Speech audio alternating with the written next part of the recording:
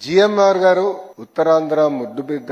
ఇక్కడనే జన్మించి ఒక మధ్యతరగతి కుటుంబానికి జన్మించి 10th క్లాస్ ఫెయిల్ అయిన వారు. అప్పుడు వాళ్ళ ఇంట్లో లేదు బాగా చదవాలని తోమితే తిరిగి మళ్ళీ వెళ్లి మాన్సాస్ లోనే 11th 12th క్లాస్ చదివి ఈ రోజు దేశానికే కాదు ప్రపంచంలోనే ఒక అతిపెద్ద పారిశ్రామికవేత్తగా మారిన వ్యక్తి జిఎంఆర్ గారు. జిఎంఆర్ గారు ఆనాడు హైదరాబాద్ ఎయిర్పోర్ట్ కట్టాలని ఆయన అనుకున్నారు. అంటే ఉమ్మడి ఆంధ్ర రాష్ట్రానికి నేను సేవ చేయాలనుకున్న వ్యక్తి. కానీ ఆనాడు గౌరవ ముఖ్యమంత్రి చంద్రబాబు నాయుడు గారు కొంచెం సందేహం ఉండేది. మీరు ఎయిర్పోర్ట్ కట్టగలుగుతారా, మీకు అనుభవం ఉందా, ఇంత పెద్ద project, strategically most important project for Hyderabad మీ చేతుల్లో పెట్టాలనుకున్నా కొంచెం ఇబ్బందికరమైన పరిస్థితి. నాకు అది నేను ఇంకా కన్విన్స్ అవ్వలేదు, వెళ్ళి పని చేసి నన్ను కన్విన్స్ చేయండి అని అడిగారు. ఇది ఎప్పుడు టెండర్ గెలిచిన తర్వాత, బిడ్ గెలిచిన తర్వాత.